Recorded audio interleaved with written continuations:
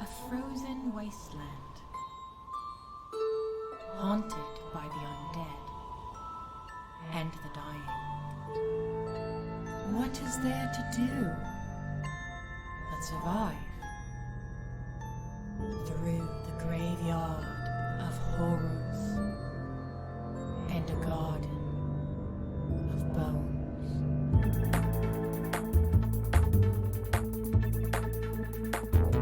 Hello and welcome to the Tale of Bone and Ice, a D&D podcast that is not only spooky, but chilling as well. Chilling, because this is an adventure where our three noble wanderers are thrust out into the icy post-apocalyptic world and are challenged and guided by our equally noble dungeon master. Today, as always, we've Candor playing Big Boy Goliath Fighter Condemned. We have Grimhilde playing Little Baby Cukunkana Kalishtar. Me, Marilyn, playing Golden Dragonborn Love Boy Paladin Meris. And our ever-fearless DM, Brian, playing every literal thing else in this crazy fantasy world. So let's roll our, we do a thing that I stole from a different podcast where we roll D20. Everybody does, except for DM, because I do all the rest of the legwork. Which podcast? It was Dice Populi. They are incredible. They have a rotating cast of DMs every season, and it's a really good, entertaining time. I especially loved It Came in the Night, which was Ryan Mossberger. So everybody, roll your D20, and whoever gets the lowest has to do recap news, which is a phrase I stole from Dames and Dragons. Oh, no. I got a 15. 14. 2. I was literally just saying how I didn't take any notes, other than the pronunciation of Cukunkana's name. So on the last session, we met our adventurers, the three of us, and we were told to go to the town of Continuance. We have to go to Continuance to make more trade with Bill Luckyfoot. So it's like the next town over or some shit. He's got 2 feet. One might be a rabbit. We're not sure. The jury is out on that. We have to bring bones of the undead back to our place, which we got because we killed a bunch of undead after we left. We found out that the little baby Cukunkana has had weird dreams about a melted world or something. Yeah. You had a dream. I had a dream about my late grandfather. That was sad. I didn't like it. Yeah, I almost cried. Yeah, I didn't like it. We found out Condemned was a murderer. Yeah. But we were all really chill with that. And I think we'll continue to be until we get more information. Until he does it again. Yeah. Oh my god. What else did we do? I literally didn't write anything else down. It didn't help watch. Oh my god, yes. It didn't help keep You also watch. fought. We fought the Skelly Mans, and Cukunkana rolled 3 out of 4 ones for her dice, which was amazing. But we killed them. And a nat 20. Oh yeah, and a nat 20. I set Connie on fire. Oh yeah, I forgot about that. Oh, what a wacky week it's been. Only a little on fire. Mm-hmm. Only a little on fire. Only You set yourself on fire more. I did. She sure did. Oh yeah. I did the most damage against ourselves. Truly. It was a sight. Those frost thralls could not do anything. Cukunkana had a spooky experience with a skeleton head. Oh yeah. Oh yeah. She sure did, yeah. Yeah, she had a spooky experience, and then we punted the skull away. I forgot all 3 of us tried to kick it at the same time. Yeah, all 3 of us tried That to was kick it so at the same cute. time. Fuck, we're dumb. Oh my god, we're so cute. Yeah, I told you it was coming for us and it was gonna take our sparks or something. Yeah. Yes, it was going to take the spark inside of us. And then that's when Cukunkana told us that she really wanted to resume the world to its warm state, which made both Meris and Condemned very concerned, since that would result in them being standing on an ocean. And they're wearing heavy armor, so they weren't about that life. Cukunkana has middle school syndrome. You know, like when you're a middle schooler and you think that you're a superhero, or you have like latent like magical powers. I and know you're I like, did. When is my letter from Hogwarts coming? Because I'm clearly Yeah. special. Yeah. That is how she is. Yeah. But it's like yeah, real life. And she's like, Yeah. God damn it. She's got She's to like, a nap. I've got to save the world. I'm the Yeah. chosen one. Yeah, like, oh, fuck. All right. But I got More my like two... the Frozen one, am I right? Can we kick the Let it GM go. from the campaign? Yeah. Like, get out. I'm running it now. Who wants all my notes? They're mostly insane. I think that's everything. I think that's all the relative information. Yeah, you actually remembered almost all of it. And let's dive right into episode 2.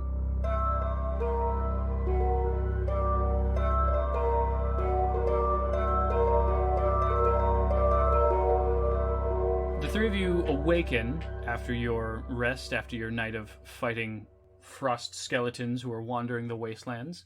It's cold. That's familiar. There's nothing particularly unusual about it being cold. Your tent flap is slightly open, but it's just from whoever was on watch taking a bit of time. There's nothing to be worried about. A slight breeze is coming in. All right, so I got a couple of questions. The first one is, we earned a level up, right? Like we're level No. 2 now? No? No. Come on. But we beat up 1.33 continuing frost skeletons apiece. Is that not an epic achievement? No. Okay. That that's sounds fine. good enough. If I killed 3 frost skeletons IRL, I absolutely would level up. Right? Even just in confidence. I think the epic achievement is it's the friendship we made along the way is the epic achievement. Yeah. Second thing is, Condemned doesn't sleep through the night as a general rule because he is used to journeying on his own, and so he got into the habit of waking up intermittently and like looking around. He wouldn't sleep too much, and he would get up. His morning routine is to get up and to start exercising. Sure.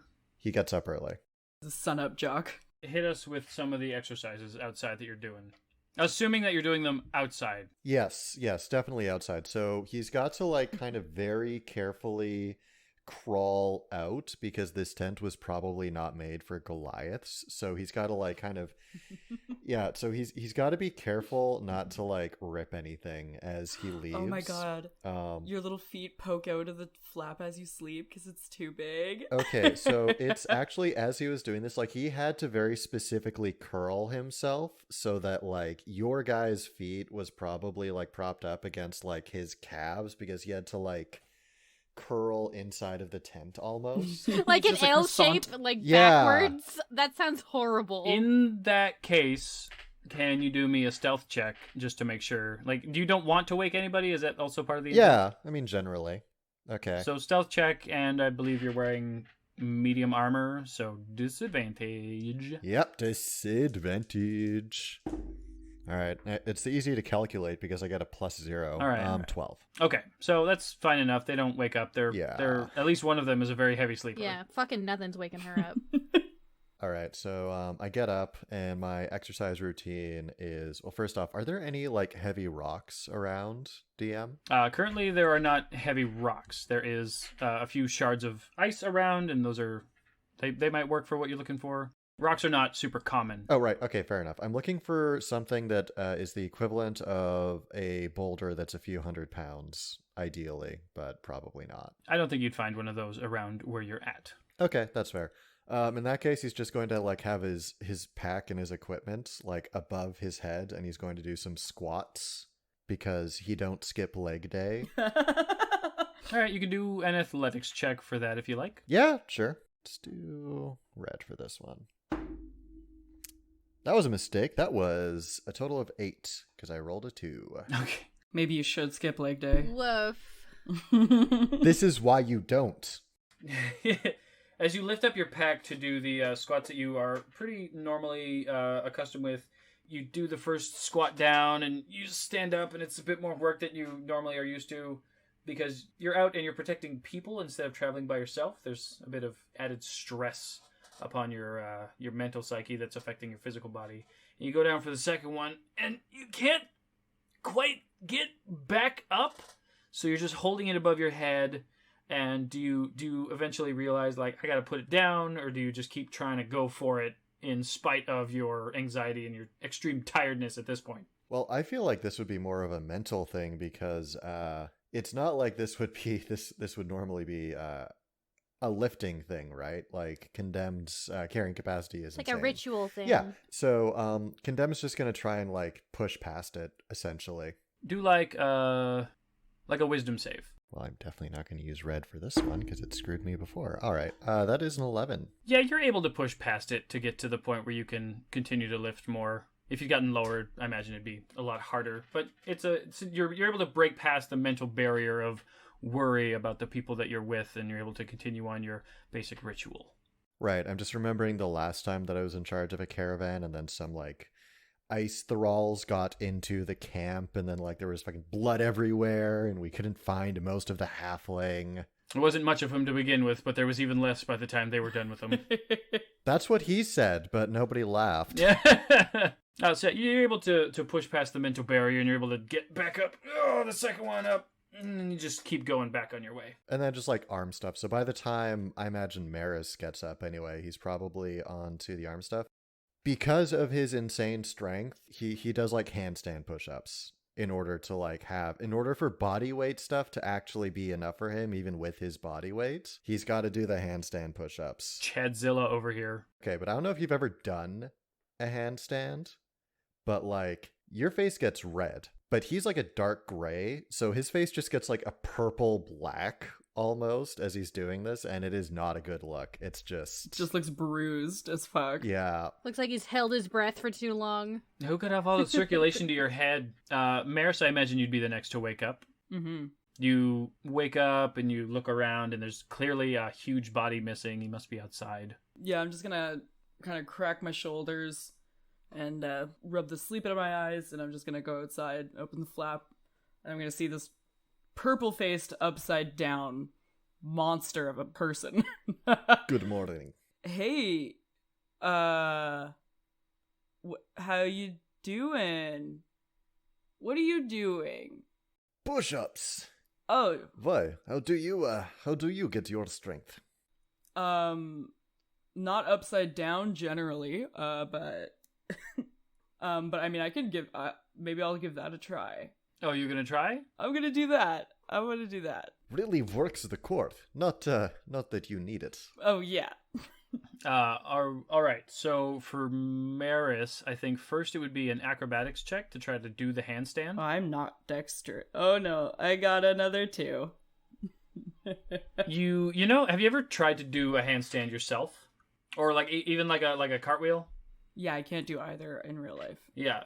So when you go to put your hands on the ground to sort of move your body up, your feet just sort of come up off the ground really gently, but you can't quite get the momentum that you need to get up into the upright position.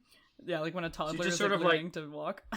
Yeah. She just like horse kicks in the You just air. horse kick like maybe a foot off the air barely, and you just sort of land back down on your feet, and you can't quite get it at this time. You maybe if you try again, who knows? Like when a toddler is like fully confident that they did his handstand, but they just did that. Yeah. I'm just like, ugh. And then I like look to see if Kai's looking, and I'm just like, I'm actually more of a runner myself, personally. Condemned is just like still been doing that as you're doing. It's like, if you want, I can give you some help. No, it's okay. I'm fine. It's fine. You keep doing that. That's fine. I'm gonna go wake the baby, I think. Good call. You keep doing that. So you head over to the tent flaps and you open it up. And Cukunkana, how do you sleep? Mouth fully open, tongue laying outside of mouth. Like, now that nobody is inside the tent, like, somehow in that short amount of time, she has sprawled herself throughout the entirety of the tent. Like, each of her limbs is, like, in a corner. She surprisingly takes up a lot of space for someone who's 5 feet tall. She's somehow arranged for her hair to like spray out. Yeah, exactly. She's everywhere now that nobody's in there. As the tent flap opens, you feel an immense cold breeze wash over your face, Cukunkana. She curls into a little ball and goes, Meris, you view this, and that is what you see, a small ball go. Yeah, I'm gonna walk over, just kind of like roll the ball back and forth. I'm just gonna be like, Cukunkana, hey, you gotta, it's a wakey time. Oh, wait, what? And then she slowly opens her eyes, and it's, like, clearly an immense effort. like, they're still, like, closing. She's, like, her eyelids are, like, falling as she's opening. She's like, who? Oh, I'm not at home. Yeah, because it's just, like, my fucking snout and my teeth is the only thing that you see when you open your eyes. She's like, I forgot about, oh, God, So as soon as Cukunkana starts to like sort of open her very sleepy eyes, there's a gust of wind that whoosh pushes the tent flaps open, and you can both feel an immense breeze brush through the tent.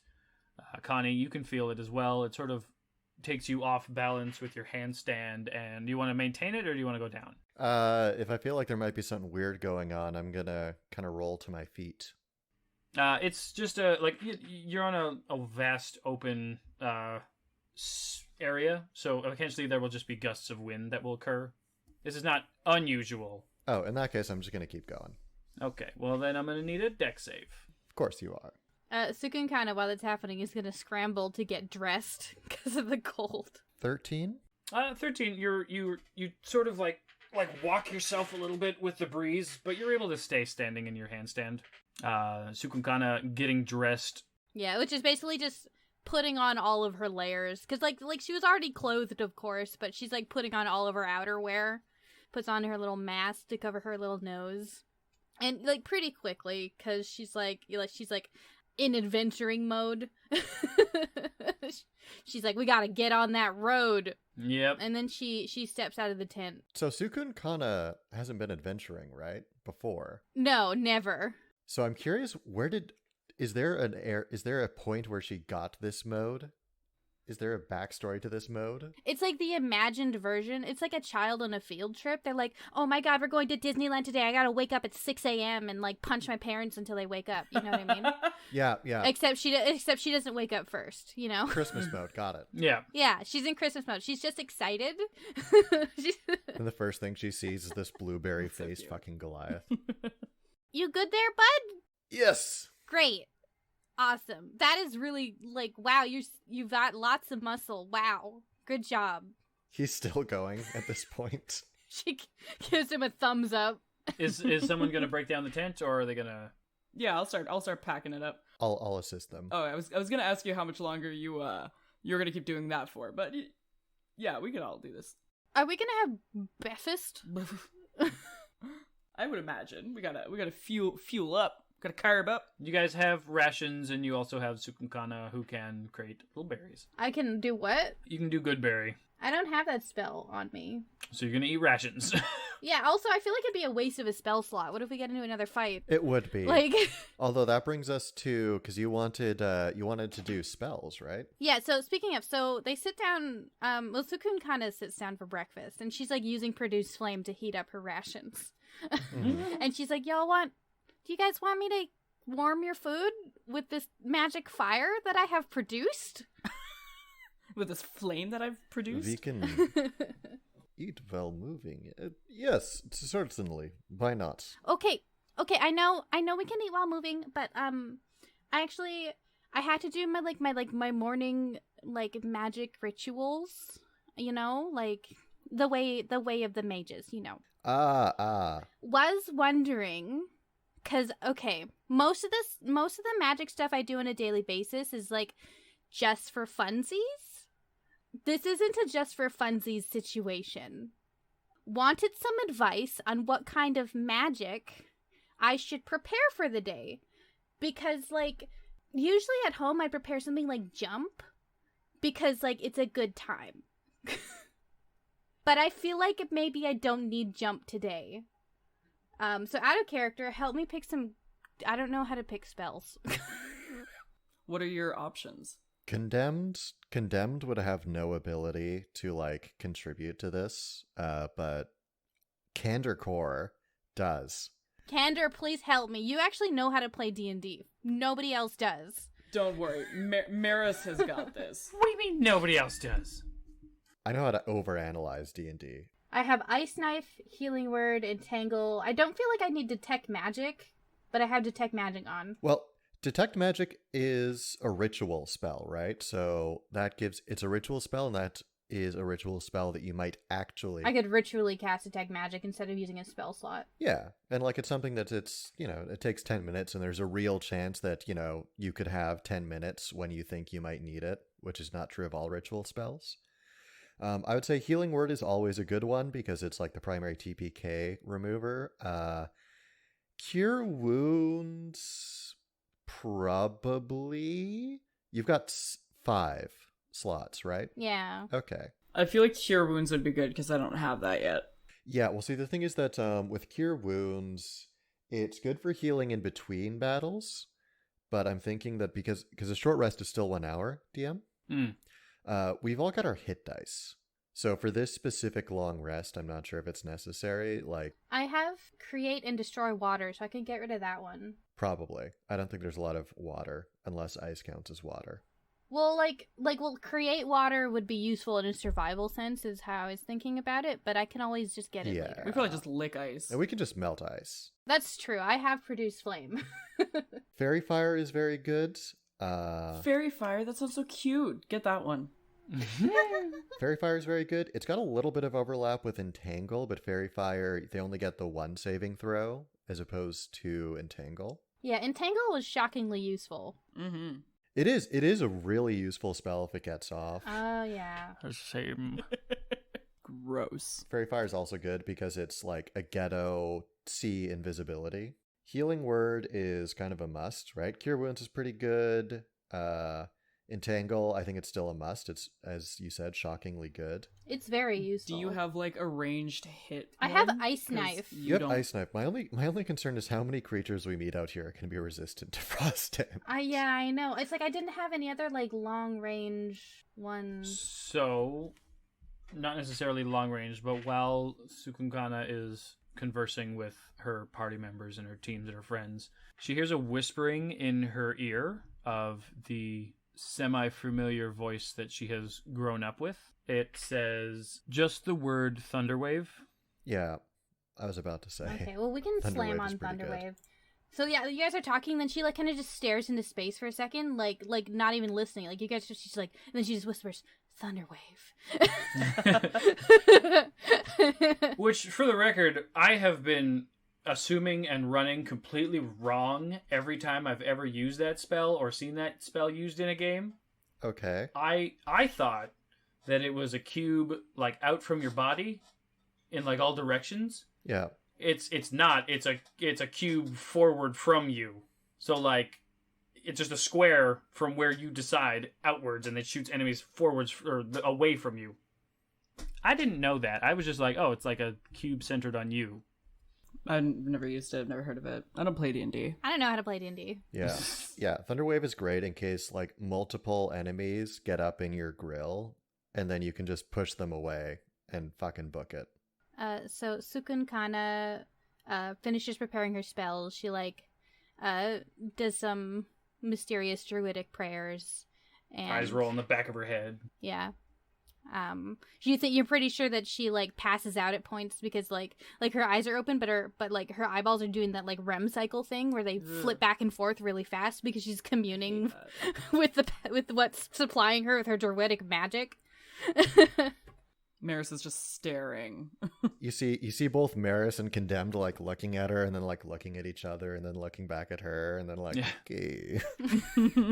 Frame it like a TV show. Yeah, when she's done, she claps her hand together and she's like, "Okay, let's get out there, team." Yeah. Should we do hands in? Yes. All right. Absolutely. Do you guys want to come Hey. up with a team? To try to come up with a team name right now? Oh, fuck. Escort quest. No. You don't have to. Fuck. Go, 1, 2, 3, go team. Shit. 3 ice cubes in a tray. 1, 2, 3, don't freeze to death. Go. Let's No? I said go. Nailed it. Good job. Yeah, High fives. it's as awkward in game as it is out of game. They miss the high fives. Connie probably doesn't know what the hell is going on. Never seen a high five in his life. He does do a high five, but he high fives Cukunkana and does bludgeoning damage. No. You high five, and then she just like Indicative of how well coordinated the three of you are and how familiar you are with each other. On that awkward note, you set out in the direction the totem that you guys spent the night at sends you, making your way to continuance.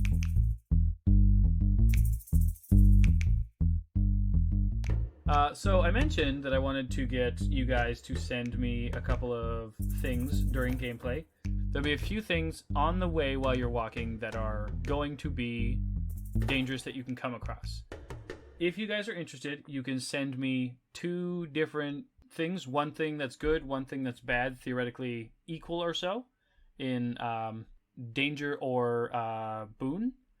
And then we'll put those all into a spot, and I will draw one of them, and you'll be able to maybe find something that you want, maybe get attacked by something you don't want. So if you want, this is obviously something you don't have to do, but you can send this to me over Discord, and I'll just look through what you guys got. I'll put them all in a little zone, and I'll do a draw to see what happens along the way, what you guys can encounter. I got a cool I didn't idea. think about this not once. Private message. I gotta think of a bad Oh wait, both thing. of those are bad. I did 2 bad things. Oh, you two can just even each other out. Yeah. What are bad things, and how do you conjure them in your mind? What do you think would suck to happen out here in relative similarity to of danger to the thing you thought would be good? I'm not useful. You shouldn't read mine because mine aren't real. this shit that you said is all super funny. I certainly didn't think about it. I don't have thoughts. Yeah, this is your world. I just live in it. Yeah. Dickhead. Well, guys, we built this together, remember? No. Was I there really? Yes. I feel bad because mine wasn't funny. Okay, so everybody submitted their things. They got a couple of them. I'm going to roll a dice here and see which of the things happen. The three of you are walking along the ice, and it's fairly normal. Are you guys chatting at all? Are you talking about anything? Oh yeah. Cukunkana never shuts up. Yeah. I'm gonna ask her, like, if she's had any more dreams, or, like, how she feels so far after her big day. I'm gonna ask Condemned how he You can just feels. do that in character. Yeah, I thought we were speedrunning it. No. You don't speedrun role playing. We're out here making content. I don't pay you to not talk. I don't not pay you to not talk. You guys are not getting paid for this? So Meris asks her question. Yes. So Cukunkana, how did you sleep last night? You have any more weird dreams? I had normal dreams, which are weird to everyone else. I dreamt about, I don't know if there's a word for it in common. A forest. Do you know what a forest is? No. So condescending. Is it when you have sleep for 4 days in a row? That's a great guess. No, there's a lot of moving parts involved. Oh, it's when you run after Jenny, and you have to run, Forrest. Run?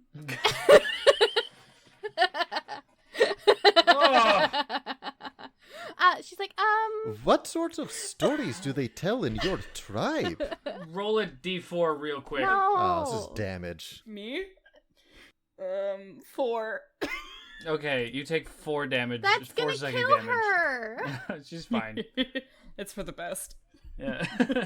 Just so we're all keeping track, here's damage to the party by source, ranked in ascending order. Damage from enemies, 3. Damage from metagame shockback, 4. Yeah. Damage from friendly fire, 8. That's all of my hit points. If I hit myself with that 8, I'd be dead. You'll need Put numbers on the board. Oh my god. You're just a baby. She's really. just a baby. Her constitution is 11, which isn't great. I'll probably take a feat to increase that at some point if I can. So Cukunkana tries to explain what a forest is to probably very little success. The two of you do know that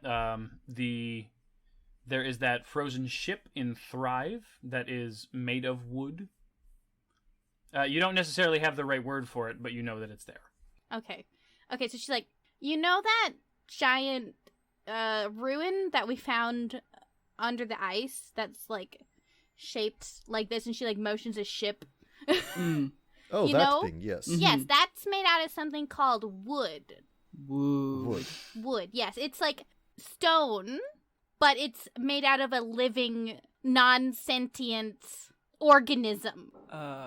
Organism's a big word. Yeah. I think me and Contempt are just like, Like lichen? Like, okay, imagine your hair. Oh, you don't have hair. Imagine my hair growing out of my head, except it's, like, hard and grows out of, let's pretend, the ice. And it has, like, they're called leaves, but they're, like, thin, green things that soak up the sun. And that gives it life. All right. Here's exactly what Condemned is imagining, because I was building that as you were explaining it. So he's imagining the ice, because you said ground, and that's all he knows is ice. The ground is ice.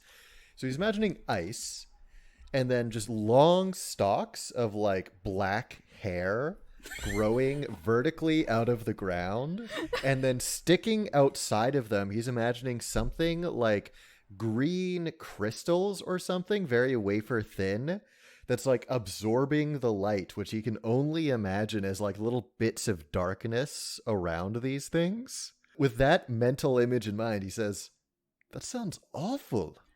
It's quite nice. I dreamed about other things, but that was the main thing. It was the forests. Condemned is giving you a very skeptical look right now. Look, one day I'll show you. I promise. It'll be great. You'll love it. I had a dream that I was in school and I called my teacher Mom. Oof. But your dream sounds cool too. Thanks. Your dream sounds rough. The dream that you actually had was the one about your grandpa. Yeah. But that's a lie. Okay, so you're just deceiving? Yeah. Does anybody want to check her on that? No, I had no reason to question her. You got it. Yeah. Why would he think that's a lie? I'm just throwing it out there. Sometimes I lie about my dreams because they're too weird. Like IRL, I'd be like, I'm going to leave out this specific detail because someone's going to read too far into this. So as the three of you are walking and talking about this forest thing and this wood and these leaves, Would we know what wood is? No, well, you'd know that it exists, but you wouldn't have quite a word for it until she just told you that the ship that you, or the ruin that you found, that is called Right, wood. because I guess we don't really have any, like, wood shit, like, in, like, the apothecary either, right? It would just be, like, made of ice. Bones and leather and stuff. Although, like, I guess wood would be like almost like a precious metal. Yes. Kind of, it's something that you will occasionally dig up from the ice. Yeah. Like very, very rarely.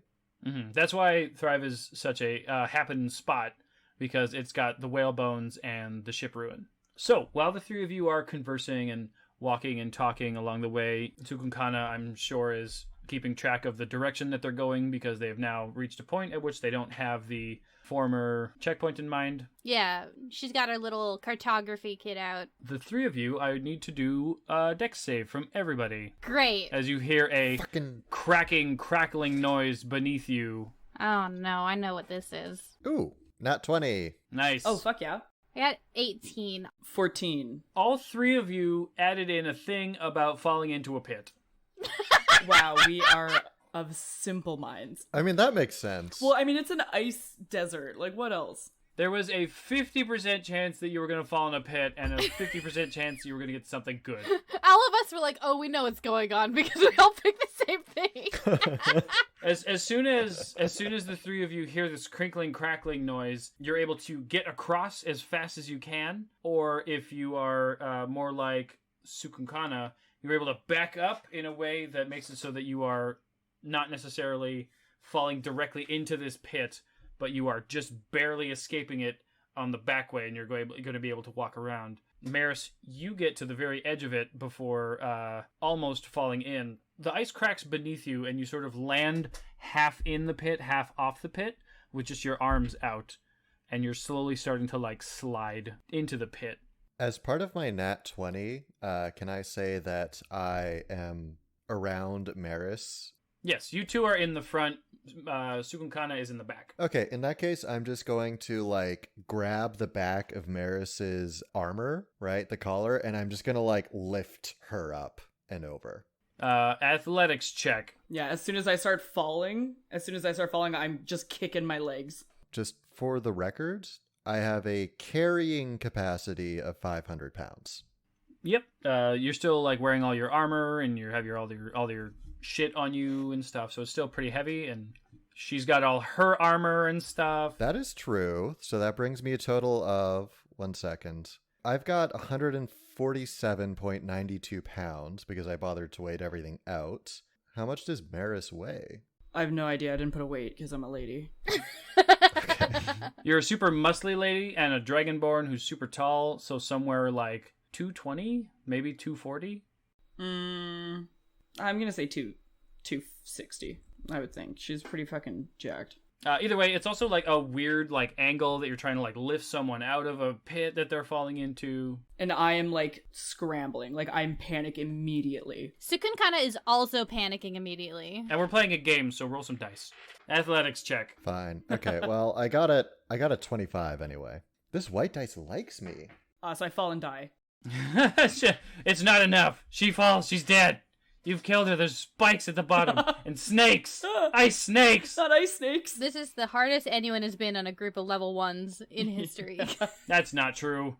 Meris is struggling to stay afloat because they barely beat their deck save. They're sort of sliding in. Connie comes in with the fucking huge muscles that he was working on just a few hours ago, lifts her up by the back of her armor and drags her up, practically throws her out of the pit onto the now solid-looking ice as you're able to catch your breath, avoiding everyone falling into the pit. I like to imagine that Connie picks her up like a mama cat picking up a kitten, almost, where he just like reaches over and he just picks her up, like GM discretion, of course, if like because with a 25, if he can just do this very easily. But I just imagine him like just taking his thing, like picking her up and then just like plopping her on the ground and beside. Meris immediately goes limp. If it were a nat 20, I would absolutely let that be the case. Okay. If it were Cukunkana, you would let it be because she weighs absolutely nothing. Yeah. So Cukunkana, she takes a very wide berth around the chasm as she she's like I super don't want to follow this, so she walks all the way around it and then joins you on the other side because she extra super does not want to fall in, and she has to walk around because she was on the other side. Are you like looking into the pit, like checking, like what is it, or are you just making like I am around it? She's a little scared. She doesn't want to get too close, but like she's also curious. Condemned definitely wants to take a look down the pit. All right. So, Meris, are you gonna like chill on the ice for a minute, having nearly escaped falling into a unknown frozen ice pit? I'm just laying on my back and like breathing heavy. I'm just like, I don't like holes. Cukunkana, she wants to look in the ice pit, but she deliberately goes right next to Connie while she's looking into it, and looks like she's ready to grab his arm at any moment. All right. So, for the two of you looking into the pit, I need perception checks. Hey, 18. 15. So with a 15 and an 18, it's pretty easy to see. As you look into the pit, you can tell that there are intentionally formed ice spikes at the bottom of this pit. This is intended for travelers who are going between certain places. It looks like it could be anywhere from relatively new to fairly old. It's difficult to tell because of the constant ice blowing over and the snow and the wind. It causes a lot of fast erosion on things. And your community hasn't sent someone out in a while. Sukun kind of mind links with Connie and is like, hey, is this normal? Is it normal? Like, is it something that Connie has encountered before? You would know that this is not necessarily the normal way of doing things, but this is a normal occurrence, traps for travelers. He responds out loud and he says, it is not uncommon for traps to be set in order to catch unweary travelers. The scavengers picking over the bones of the dead. And as he says this, he is definitely checking to see if there's any dead for him to pick over the bones of at the bottom of this pit. Good call. With your 18, you can see that there's nobody in there yet, and if there was anybody, it's been a long time. Specifically looking for bodies, you can see that there's scraps of leather and a bone. I assume it's not like so saturated with spikes that if someone was to like very carefully kind of like go down, they could get to the bottom of the pit without impaling themselves. Yes, there's room enough that like if you fall in, you're most likely going to get skewered. Right. If you lower yourself down, there's enough room that you could probably be all right. Okay. So Condemned is going to turn to Meris, and he's going to say, "It appears as if there may be a trap here. Normally I would say that we should mark it, but I do not know if we have anything to do so with. I did not bring any signposts. But perhaps with your hammer there, we could nullify some of the danger." Sukun kind of overhears, and she's like, and she just throws a produce flame in it. I'm assuming it does very little. It's just like is on fire for a second and then like isn't. Roll damage? These are ice spikes. She could melt Yeah. them. Yeah, that's what she was thinking. She's like, just throw fire. Yeah, I mean, roll damage, because, I mean, you just throw fire into a pit full of ice. Why did I use D&D Beyond again? I keep doing this. I mean, you're not rolling to attack, so you're good. Okay, I did get an 8, but All I right. still don't trust it. So you're able to basically, like, melt the top of one of these spikes into just, like, a nub instead of a spike. Pretty easily. That you can see the flame land on top of it. It sort of looks like the ball sort of is, like, skewered by it, but it's fire, so it just sort of, like, slowly melts the top of the bit into just a useless, painful to land on, but not lethal nub. If you want to keep doing that, you can. We can just sort of roll that. How deep is the pit? It's about 15 feet or so. I'm gonna let you guys know right now I'm not going down there. But if you guys want to go down there and mess that up, you can. If not, that's also fine. I don't care. If I give you rope, are you able to sustain my weight so that I can rappel down? We sure can try. Sukun kind of is like, you could probably sustain my weight because you're real strong. I could go down there and just melt everything. Well, yeah, but you can do that from up here. That's true. She throws another produce flame. It just does a similar thing. Same, melts a spike into a nub. I didn't bring any climbing pythons, did I? I think Sukun kind is just going to throw fire at the problem until it's not a problem anymore. It's like, left, right. The Yeah. classic. Right. The classic. Yeah, so you spend a little time just sort of melting these down. Give me just like a wisdom... No, give me a dexterity check just to see how long it takes. You can't...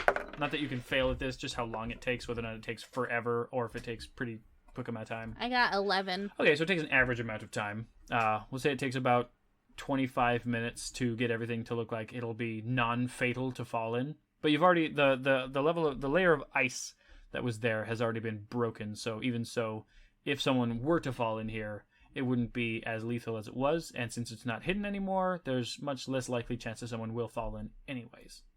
It'd probably be good for, like, shelter, like, in an emergency, you know? You feel like a phantom pat on your back.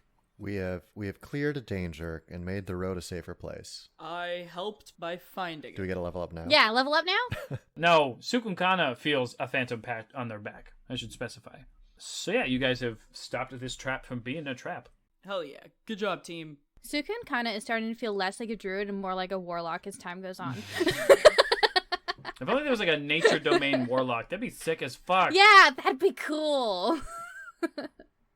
All right, continue on. We march into the wasteland. So I assume that Cukunkana's like, job well done, and then just sort of like starts Yeah. like, leading the pack. Well, she also does know where they're going. I'm sure that Connie also knows where he's going. But, like, Cukunkana is actually a competent cartographer, if not competent at many other things. Condemned is, I assume, like just kind of like occasionally double checking her work with his survival because he doesn't 100% trust her, but it seems like she's always got it.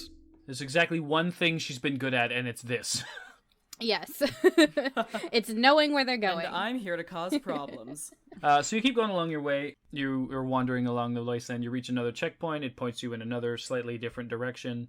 Cukunkana, you notice that there's a little bit of writing on it in Druidic, and you can recognize that it's effectively warning to not go in the, we'll call it east direction, because there is large roaming monsters that way. That's why the check marks go in not a straight line straight to where you're going, and they take a bit of turns here and there. I also want to note that she writes down the location of the pit trap, like as like an additional like sort of landmark. It's just like a circle with a sad face in the middle of it.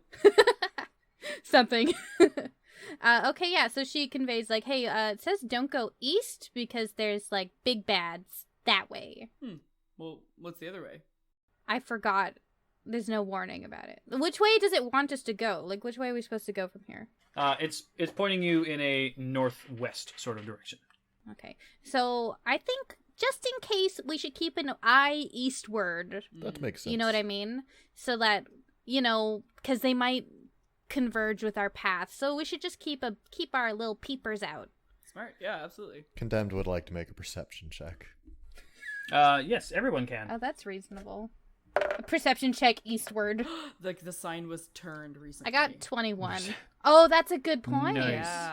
Yeah. If you want to check that, investigation check, but we're doing the perception check. Perfect. I got 21. Okay, I got 14. I rolled a 2 plus 3, so Condemned is just like, there is also a circle with frowny face in the middle of it here. What does that mean? Connie, you look around and everything goes fine. The best thing to find out here is nothing. So you see nothing. Everything's good. You look left, right, behind you. Just your footsteps, just the wind, just the ice. Cukunkana, you got like 1 billion, right? and a half. I got 21. Cukunkana, you got a really good roll, and far off in the distance, you're able to see like a small, like humanoid speck, and it's eastward. It looks to be like if you take a good look and you really focus in on it, it looks like someone is they're looking around for something. They don't move like the skeletons that you saw. They look maybe like someone who's lost. Sukun kind of conveys this to the party. So it looks like there's someone that way. She like squints and like looks really hard. She's like, I think there might be lost. Meris, you are also able to see, now that she points it out, this person very far in the distance. Perfect. I take out these small glasses that are made out of ice, and I kind of hold them up to my eyes. Just like, That's adorable. Thank you. Does this look like regular person or like maybe troll? Do they seem like medium sized? Yeah, they seem medium sized. Somewhere in between. They seem medium sized. Somewhere in between the height of you and Meris. Yeah, they look like they're kind of my height or between.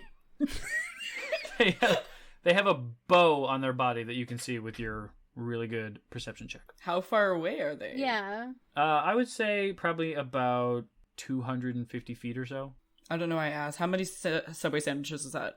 Wait, 200. Oh, that's 250. 250 Subway sandwiches. It's actually about 290 because they lie about their. I know. couch. I always. Now at the Subway that I have, they because it's a franchise. They literally have like a ruler right next to the place where they cut the bread. Nice.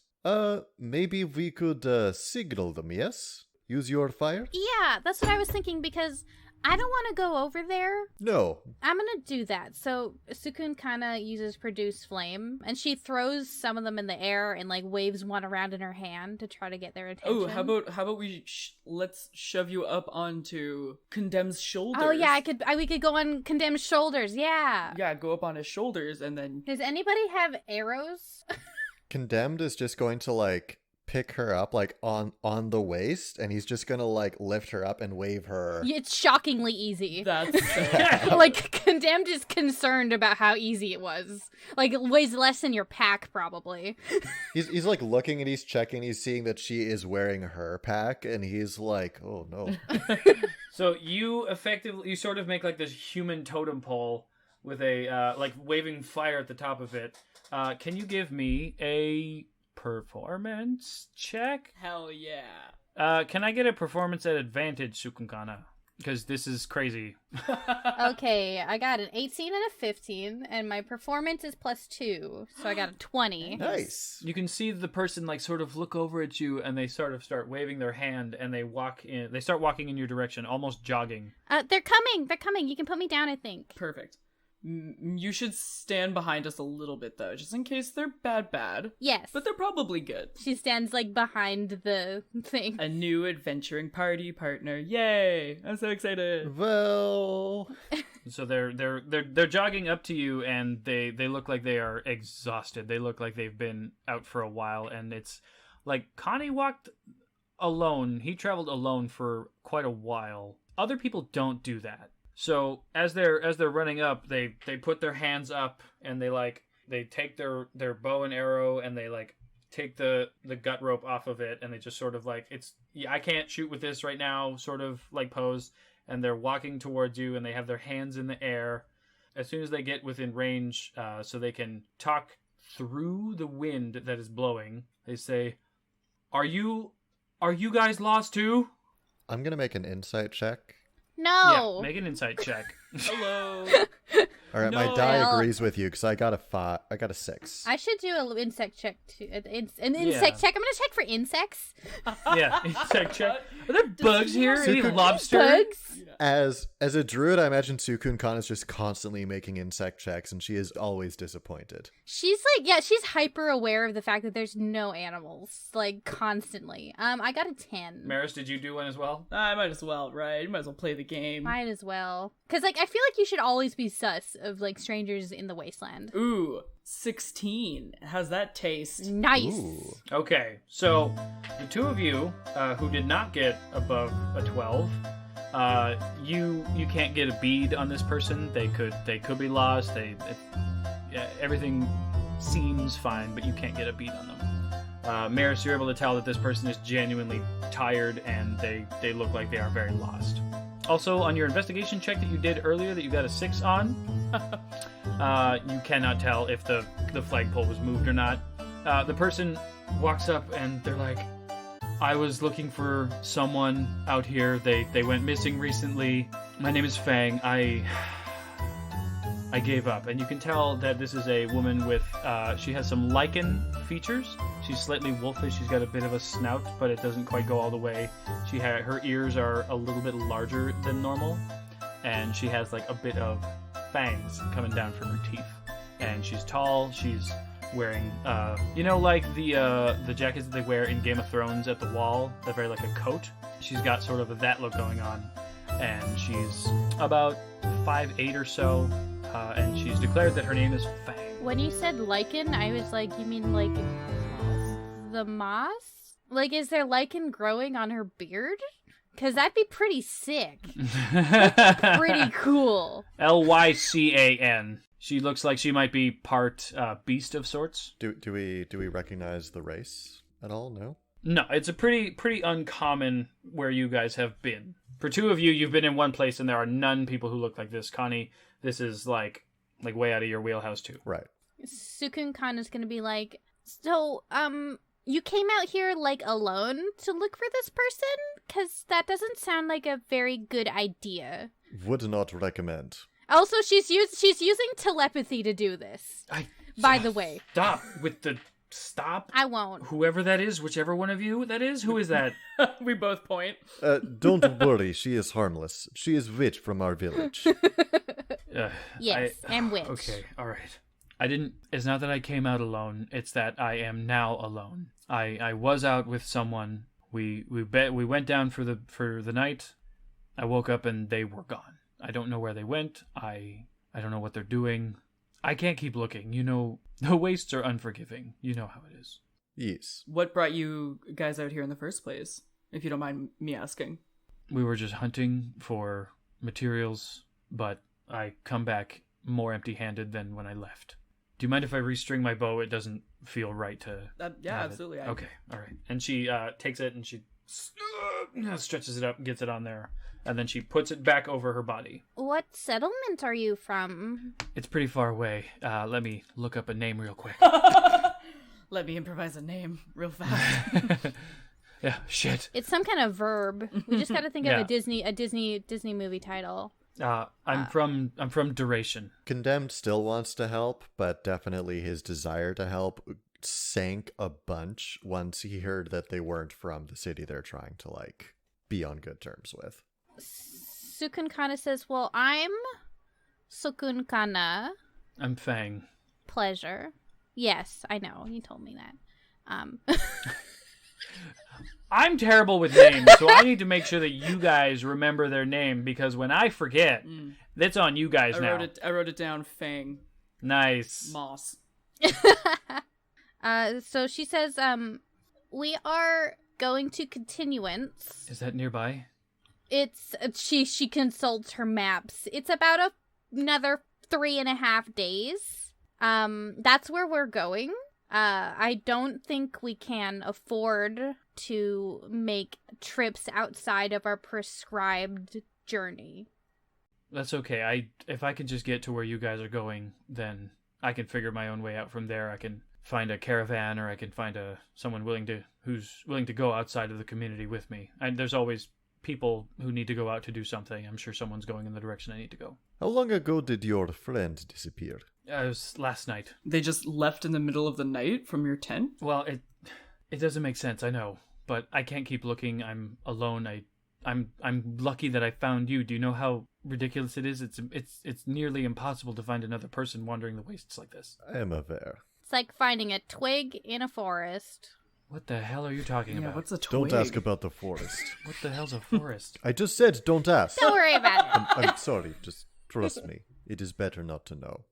I'm not much good in a fight up close, but I can, from far away, I'm pretty effective. So if you guys need someone to cover you while you're doing a little bit, if we come across anything, that'll be where I sit, somewhere in the back. You and me both, sister. Tell you what, if you are able to keep an eye on the back of this one, because she is also someone who is a rear guard, if you shall we say, then certainly we would be happy to have you along. All right, okay. Is that the deal then? I take care of her, and you guys we could travel together? Yes. All right. I think, yes. It sounds good to me. But you're on thin ice. Too soon. Tell me all your names, real quick. I should have stayed out there. I was trying to think of a fake name, then I'm like, I'm very uncreative. Condemned puts a hand to his chest. He says, I am Naukon IseFerd, but you may call me Condemned. All right, condemned. And I'm Meris. All right, Meris, all right. Cukunkana. Cukunkana. We have been acquainted. If you guys see some weird stuff while we're in the middle of combat, don't worry about it. I'm from a rare breed of people. We can sort of shift into animal forms. I'm not sure if do you guys have animals from where you're out, where you guys are? You can be an animal? Not quite, not all the way. Do you have control over this? Yes, we are a bit of a rare breed. He's going to make an insight check on that, definitely. Can I see? I can't do it every day. Oh. You got an 11. Well, I can do it once a day. You got an 11? Yeah. Everything's fine. Okay. When we get there, it's really not something that can last for a very long time. You have more animals where you're from? It's not that we have, Yes, and while she's asking that, Condemned is kind of like pushing her ever so gently to continue along the route. So we're walking Yeah, and she talking. does. She does unconsciously. it's surprising that someone else knows about the animals. Like, it's a tradition passed down in our people. It's not really something we talk about. Ooh, I need to know more. Okay, next time we go out after we finish this, we gotta go to this village and we gotta talk to all these people about animals. All right. Well, it's not close, but it'll I can take you there if you want. Oh, yes. Okay, that'll be how you repay us. Potentially, depending on, aren't we supposed to return to Thrive after we go to continuance? Gotta bring the bones back to Mom. Right, yes. Okay, we have to... Oh, well, maybe I'll leave some information in continuance.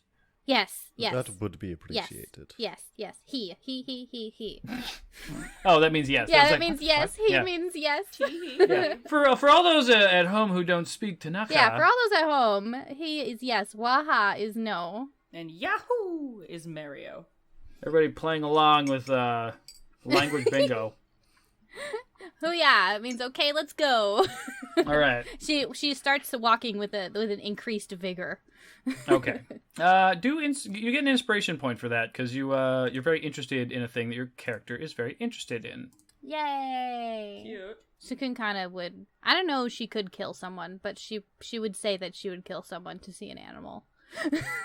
So, world question then. Are animals also a rare thing? I was under, because I thought there was like lizards or something.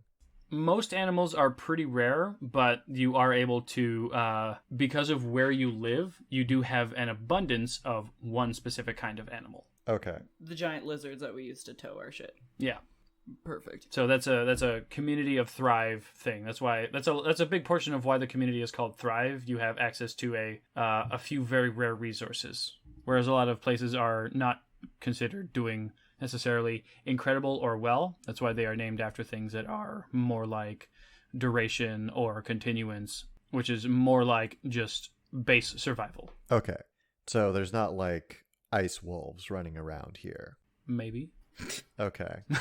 Wouldn't you like to know? Yeah, wouldn't you like to know? Would you like to know? I do want to know. I want to find out. Cukunkana begins to lead the way, probably excitedly speaking with Fang of various different things that they could potentially find common ground over. She definitely talks about the wolves, the kakin she sees in her dreams. In Tanaka, wolf is kakin, and is trying to see if they're like the same as the ones that like she is aware of. Fang looks at you and it's like that's a close description to what happens to me. It's not necessarily all the way. It's sort of I maintain a lot of my humanoid features, but I also grow some similar ones. It's like imagine if one of those sort of stood up on two legs and had hands like a person would. That's super cool, and you're super cool. All right. As the four of you are walking along, Meris and Connie, can I get perception checks from you guys? Just real quick. No reason. Nat 20, baby. I see it all. Nice. Nothing gets past these amber eyes. Also, my eyes are amber. I Nice. just decided because it's pretty. Yeah. I feel pretty. Do they have like gold flecks in them? Yeah, of course they do, because that's a great idea. Obviously. How could I even ask? As per the typical D&D party, none of us have normal eyes. Obviously Yeah. not. None of us have just like normal Yeah. person eyes. We gotta be special. Whose next character is Bill Humanman? So, Connie, what did you get? I got a 21. Fuck off. Which is higher than Meris's nat 20. That's funny. So the two of you are able to see fairly far off in the distance two hunched over figures following a much larger, sort of protruding with crystals being who is quite large as they are slowly all walking in a trio together. This is up ahead. And have they spotted us? Like, are they going towards us? They are not going towards you as of yet. But they're up ahead. Okay. Are You can see them off to the left of the path that you are on. That you are following Cukunkana on. Is that to the east by chance? That is to the west. Oh. Sign friggin' Let's lied. sign light to us. Should we hide? I don't know about height, maybe. But... You can hide behind your boy. Yeah. Fang. Hey, Fang. Yeah, what's up? Have you ever seen that before? She just looks over and she takes a minute. Oh, yeah. We could probably take them, but it would be a bit of a pain. We should probably try to stay out of their range. I agree with the Fang one, yes. All right, everybody, I'm going to try to get real low to the ground and try to sneak around them. I know it'll be hard for you guys, but that's what I'm going to try to do. So, is that everybody into a sneak plan? Yeah. Hell yeah. I only got one spell slot. I have the rattliest tits in this fucking... So that'll be stealth at disadvantage Adventure. for the I got two of just- you, and then Cukunkana stealth. All right, what did everybody give for their stealth rolls? I got 12. 9. Not only did I roll a 7, but I also rolled a 2. Hey. Clang, clang. So as the four of you sort of try to get into a bit of a squatting position to try to sneak by, Fang in front sort of falls because they're a bit tired. They're feeling very exhausted from their... What did Fang get? Fang got a fucking 6, Aw, dog. dumb. Ha! Sucks to suck. Stupid. What a fool. Fang sort of falls under their knees and is like sort of in the way of the rest of you as you all sort of scrooge into each other. And from that point you can see in the distance that there's a little commotion and the beings are now hot on your tails. They are galloping upon all fours directly at you. Ew, they Ew. gallop? Mm-hmm. Yikes. That is yucky. Henna. I'm gonna do the mom in like a minivan thing where I like put my arm like across Cukunkana's like body and just kind of like push her back, like Yeah. make sure she's behind. Yeah. Yeah. You two, back. V intercept. Roger. Got it. They're at 100 feet away from you right now, and everybody roll initiative. So, okay. These things look like they're probably physically strong, hey? Yeah, they look pretty fucking crazy. If everybody could roll their initiative in the thing, so I can just put it in real quick. But Oh. I got an 18. Okay. Just for next time. What'd you get, Naukon, condemned IseFerd? I'd be okay with rolling on D&D Beyond. I got a natty 1. But I'll keep that, yeah. All right, well, you get to go last. Can't stop me if I stop Yeah. myself first. Yeah. I'll show you who's dead soon. Fuck off. Well, I mean, last time I went last, and I got to finish someone off immediately, so that was... That's true. Oh, no, I got the first hit in, because Meris... the DPS was the tank, that one. So with terrifying speed, the largest of the beasts gallops towards you. Yes. All right. Sorry. First off, Sukun kind of wants to be like, okay, should I cast Entangle or not? Because they look stronger than the zombies. Yes, no. No. Okay, got it. Let's go. So the strongest of them, the largest of the beasts, with terrifying speed, gallops towards you at full speed and is able to make it up to you with incredible, vast size that you were definitely not expecting from something that was so far away. So what does this thing look like? Up close, what you can see is that there are many blue and white crystals protruding from its back and its stomach and part of its face. It has long claws similar to Meris's, but more primal and feral. There seems to be patches of body that are missing in the rib cage, so you can see some exposed ribs, and it looks like it's covered with like hair or something, some kind of fur. And for the audience at home, it's basically like a really fucked up ice wolf that's really big, and it's about it's larger than Condemned. Oh, fuck. All right, so is it like on all fours? Yes? Yes. Okay, so I fucking called it. All right, good to know. Yeah, I know. I had to like sit there and like, son of a bitch. Is there gonna be ice wolves? Okay, No. so has Condemned ever seen anything like this before on his travels, or is this new to him? This looks new to everybody. Cool. Yeah. All right. I'm gonna look at Fang really quick. I'm gonna be like, "Do you know him?" Because I'm racist. That's kind of racist. Fang, like, are you serious? That's a bit problematic.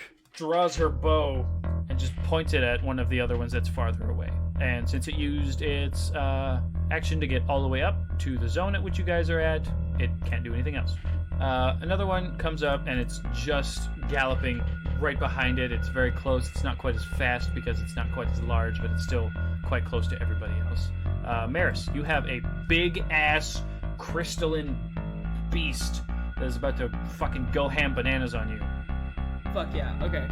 How far away is it from me? It's like right up on my shit. It is right up on you. Perfect. I can smell it.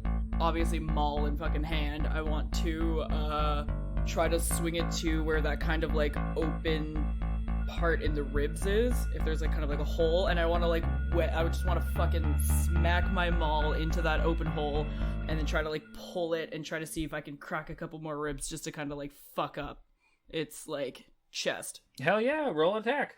Oh right. Oh, yeah. All right, damn it, we're playing a game. Oh, Jesus. Oh, can I just do it? Can I just do it, please? Yes, and thank you. I thought if I was cool enough about it. 18 to hit. That hits, roll damage. Fuck yeah, okay. Bludgeoning.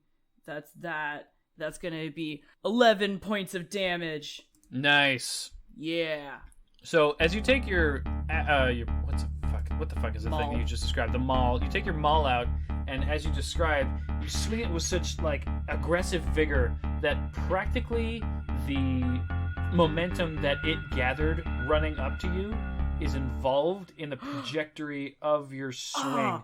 You fucking smash it into these ribs, and this thing takes it real hard, but the face doesn't get contorted in any way, and it barely looks like it even notices that it got hit. That's when I do that, like, that kind of, like, Looney Tunes, like, meep. Yeah.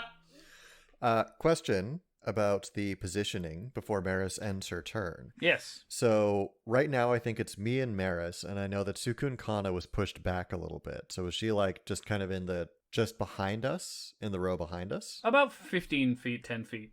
Fang pulled her back as well. Okay, all right. So they're both like standing more or less beside each other about 15 feet back? Yeah. Okay, and then like Meris is what, like to the left of us? I imagine that Meris is to the right of you in regards to facing the enemies. Good to know. Just so I have a tactical position. And then the other two, the two smaller ice wolves, I assume they are? Yeah. At this point, one has come much closer, but it's, D&D is fucking weird. I can't describe everything, and it all happens instantly, but I don't know what's happened yet. Yeah. I'd say, put the big one between you and its little friend. I can deal with that. Okay. All right, that's your turn? I don't think you have any good bonus actions yet? Me, no, I don't get to do shit. All right.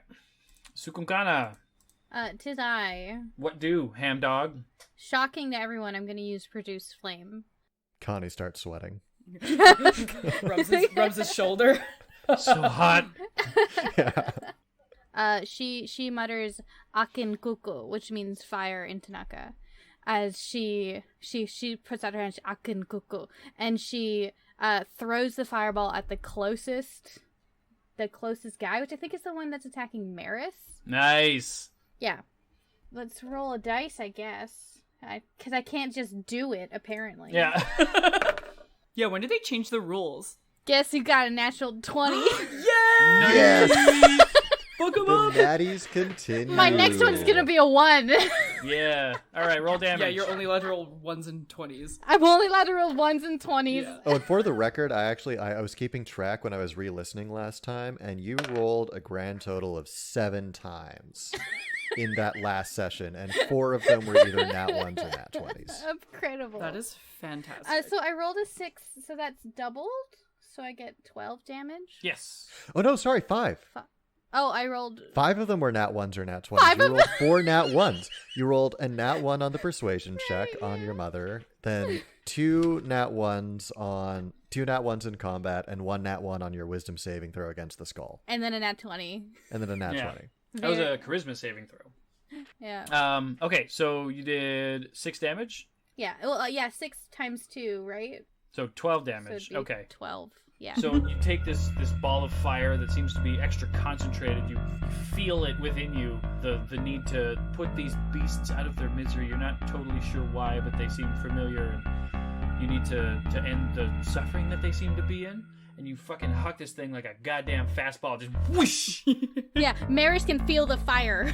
Baseball. Fucking her foot comes up, but she's in like a giant triangle dress, so it's really just like part of it like turns up and then like slightly lifts, and then she hucks it again, or she hucks it with the speed and accuracy of professional baseball legend, insert name here. Sports. It smashes into the face of the beast, and it seems to sear all the skin around it and the fur that's left. And while you recognize this was an incredibly momentous and powerful hit, it does more face reconstruction upon this thing than you could have possibly expected, as you deal 24 damage. Sounds like somebody's weak to fire. Oh, if only we had a fire belly breathing lizard, bitch. Yeah. It's me. It's you. I'm the lizard. So Cukunkana is also going to move 30 feet backwards. All right. And then she's going to run back on the next turn. Yes. Hell yeah. Yeah, that makes sense. Oh, that's so smart. You just run up and throw a fireball and then run back. Like, Yeah, that's her plan. I literally assumed that like you weren't going to do that because nobody really does this kind of thing too tactically, and then there was going to be a scene where Condemned is like, no, we're doing drills. Yeah, exactly. Where it's like you run forward and you fire and then you run back. Yeah. So Condemned is like actually really proud in that moment. Nobody else here plays fighting games, but this is classic footsies right now. This is also like if anybody has ever seen me play a video game, I am a coward. My whole thing is running away and then jumping in to stab them and then running away and hiding behind objects until I win. It takes hours. You might like Assassin's Creed. It took me half an hour to beat a Hino in Breath of the Wild because I was standing on top of a rock shooting it with arrows because I didn't want to confront it directly. Also, shouldn't you run 15 feet back so the next turn you can run 15 feet forward, fire, and then run 15 feet back? Yes. Now, is Grim going to do that, or is Cukunkana not smart enough to think of that yet? Okay, true. That is true. That's true. She's going to run the whole way back. Yeah. Do you have anything else for your turn? Do you have any bonus actions yet? I don't think so. No, not any good ones. She has. Yeah, if only we could level up. Does anybody need me to use Healing Word right now? No. Yeah. In that case, it's Fang's turn, and she like looks like, what the fuck? Takes out her bow, fires it off at the big beast. Let's see what she gets. Whoa! It goes wide. She's not expecting. She's shocked by all the stuff that's been going on. This woman, this random little girl, just fastballed a fucking fireball into an unusual, unfamiliar beast's face and half melts the skull out of its head. That's too much for her, and her arrow just goes wide, lost into the distance.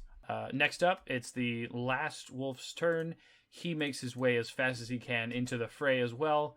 He seems to not care at all that the large beast is taking a considerable amount of damage. But they are now 20 feet away, just like the first one. Condemned, finally. All right. So Condemned would like to kind of skirt around the big one just a little bit so that he is kind of behind the big one, and so that he is closer to the two flanking creatures than Meris is. So he's the big one, he's the armored one, he is like intrinsically aware that he's just, built different from most. I'm the one to be hit. Yeah. He's also very much aware after seeing Meris fucking T-ball that zombie skull halfway across the desert that she is the damage dealer. So I assume Goliath, like the Goliath tribe, would have instilled in him some level of like survival tactics, etc., etc., etc., which is explaining my not quite metagamey, but very tactical bullshit. And I'm going to make an attack roll. On the big one? On the big one. All right. Focus fire.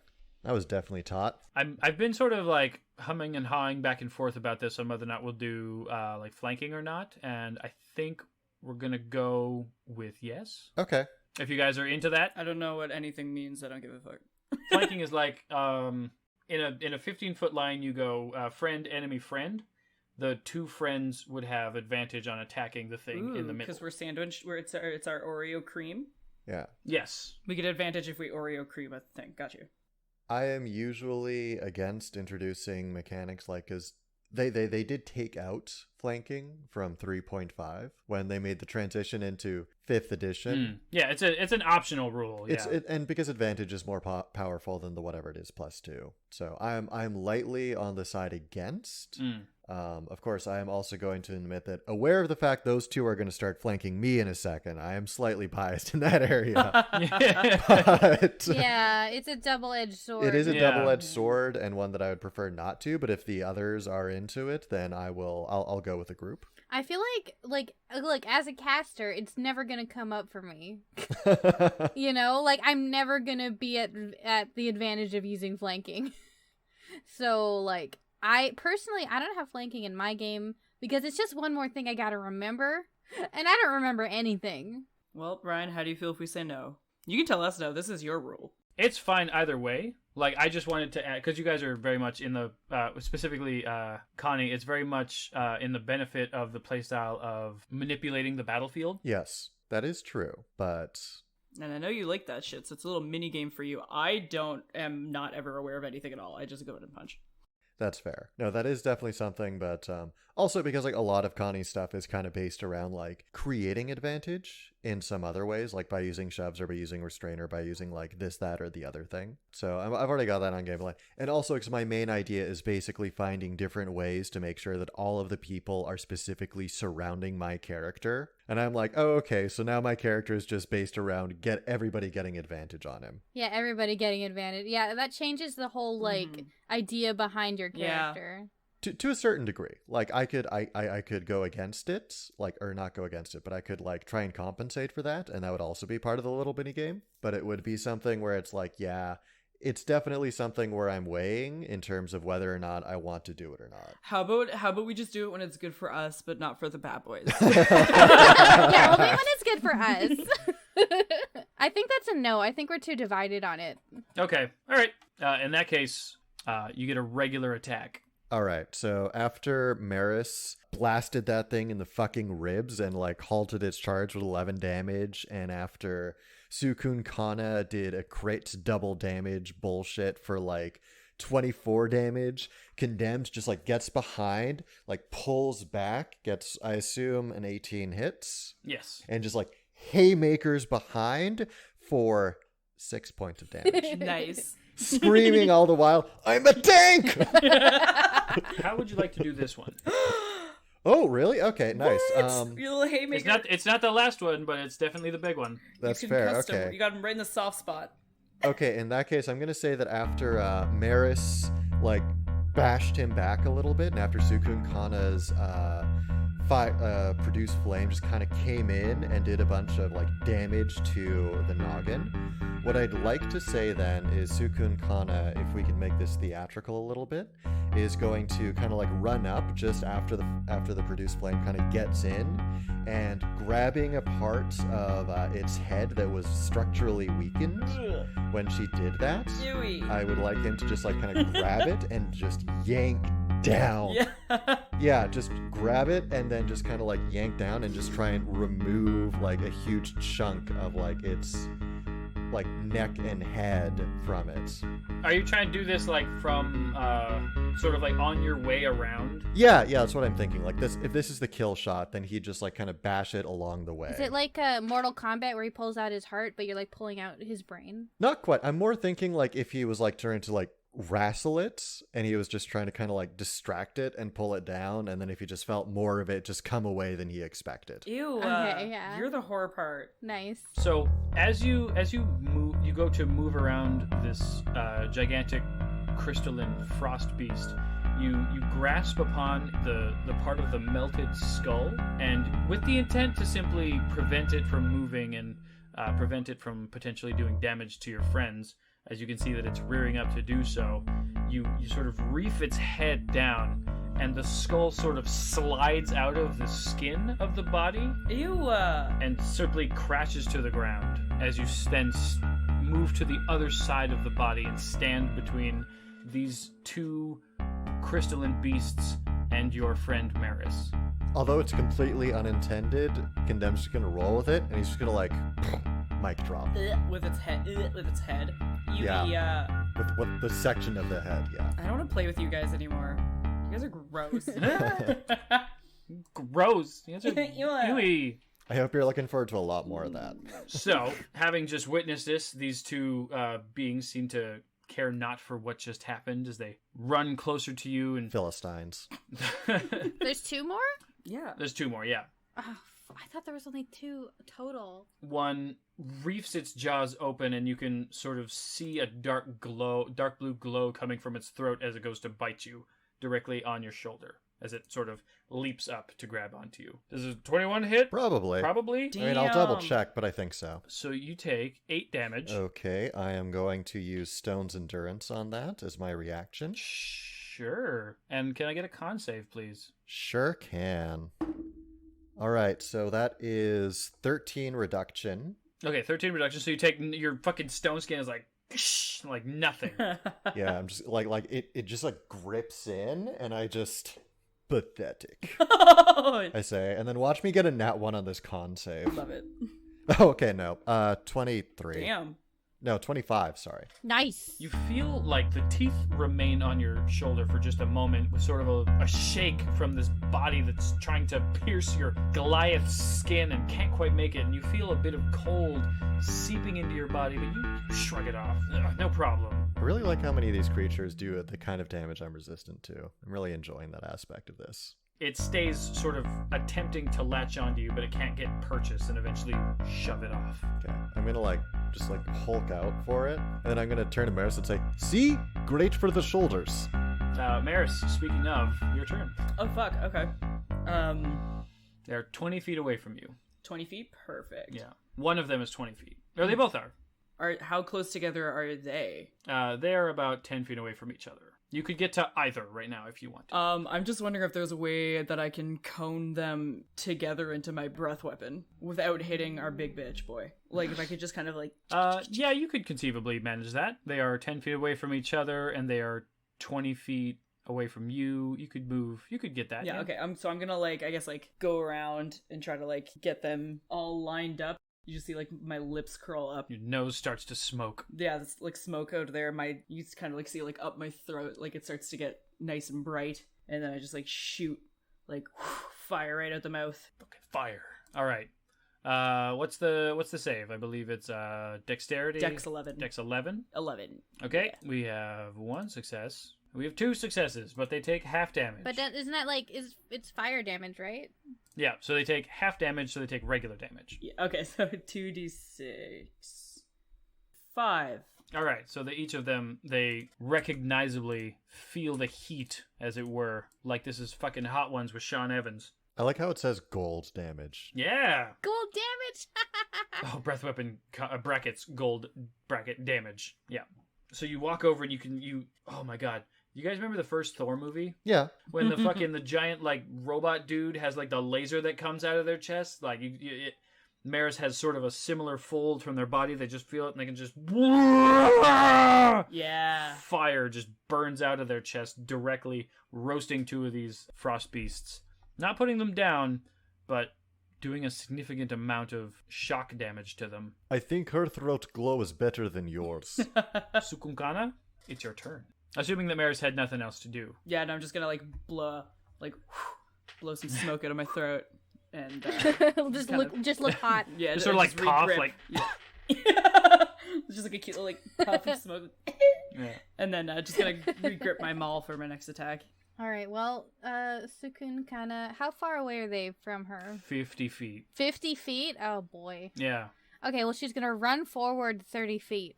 Okay. Actually, how far would that be? Wouldn't it be 20 feet forward? To be 30 feet away? Yes. Yeah. Okay, she runs 20 feet forward. You have a definite better line of sight to the one. Meris, are you tangling with the one that is unoccupied or the one that is occupied with your boy? I think I went to the unoccupied. Okay, that's what I thought too. Because of the size of your bro, he's kind of blocking the sight of the one that's in front of him, but you have a pretty decent line of sight for the one that Meris is with. Okay, I'll attack that one. Hell yeah. With Produce Flame. Yeah. Wow. Produce the shit out of Crazy. All right, she mutters Akin Koko, and she casts Produce Flame. I got 16. All right, that hits. Awesome. Roll D. Ooh, I got max damage. Nice. Okay. Once again, with a brutality that you didn't expect that you had within yourself, as the beast takes the hit from Meris's breath weapon, it roars in fury, and stifled by this roar coming from its glowing blue, icy throat, a fucking ball of fire flies down and quenches the color that is coming from its mouth, and similarly, its life. Its unlife. You know when you go to arcades, you have the ball rolling one, and you have to get it in the ring in the middle? Skee ball? Yeah, the skee ball. That's what she's playing, but with the mouth of a creature. But with murder, yeah. Did it die? Oh, cool. Does anybody have a reaction to that? Just like a fireball just landing right in their mouth in front of Meris? I definitely, I turn around and I'm just kind of wide open arms, yeah! Keep it up, Cukunkana. Yeah. Yeah, she does thumbs up back, and then she trots backwards 10 feet. Next up is Fang, who is like, Shit, I forgot about her. absolutely flabbergasted at what is happening right now. She takes a minute and she A full minute. runs 30 feet to the right side of behind Condemned, takes out her bow, fires, trying to nail this last beast. And she gets... Oh, fuck. Not enough. She's super fucking distracted. I yelled, "Don't miss!" as she's about to shoot. What? Bling! Honestly, every time someone shoots someone besides Condemned and doesn't get a nat 1, I'm actually a little bit relieved at this point. That's a good point. That's fair. So once again, she seems to be struggling to comprehend everything going on around her. She's not used to being around people with such competency. Damn straight, I'm competent. It seems like it's unusual that this is working so well, which is kind of a mood over here too. IRL. Yeah. Connie, it is your turn. You have one beast upon you. All right, how bad is it looking? Does it look like I'm going to get to kill steal and just get the kill shot on this thing again after my allies did all the damage to it? Out of curiosity. Using the optional rule that doesn't exist in 5e, it is technically bloodied. Wait, that doesn't exist in 5e? No, it's a 4th edition thing. What'd you get? Guess who did get a natty 1? Ooh. Oh no! Boy. You produce flame on yourself. Yeah, because what I was thinking was that Condemned was like, I'll finish this one off. And like, if I got it, what I was totally going to do was try and like grip it below the jaw and then just like elbow pile drive its neck to be snapped. And I feel like that is just ripe with opportunities to fuck me over, honestly. Yeah. Just whack your funny bone off a tooth.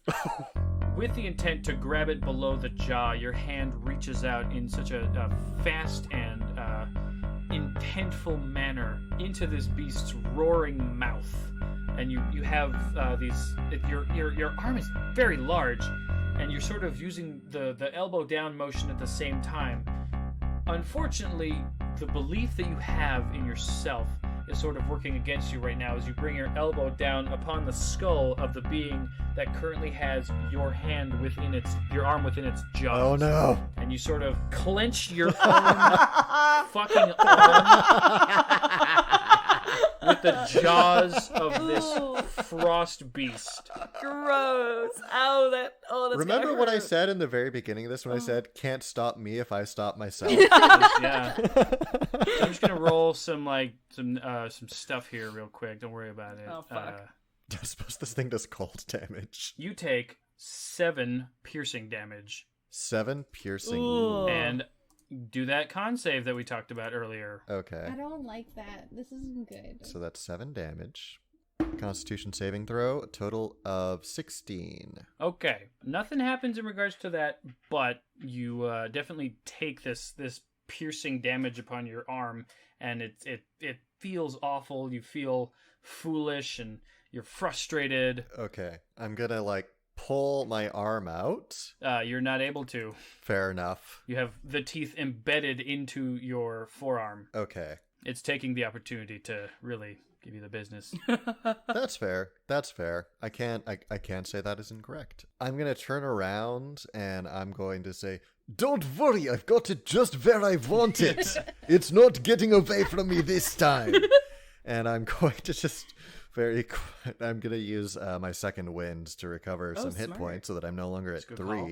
Yeah. Also, by the way, this marks the point where I've officially taken more damage from enemies than my allies. Oh, yay! Although this is technically your own fault. Are you your own ally or are you your own enemy? Actually, you know what? That's true. Yeah, this is technically your fault. No, you know what? That's true. I'm going to add this to the total of hours. Yeah.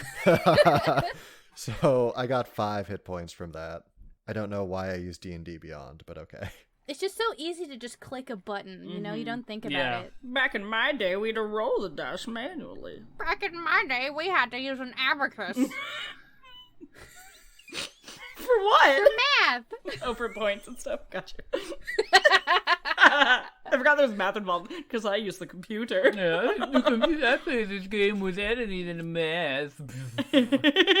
So unfortunately, up next is that beast who has currently got a mouthful of arm. I thought you were going to say, unfortunately, I thought it was Cukunkana's turn, so I was like, oh, you're such a dick. Yeah. Bearing its teeth down and digging them more into your wrist, it doesn't do something necessarily intelligent, but they haven't been demonstrating them to be doing a whole lot of that lately.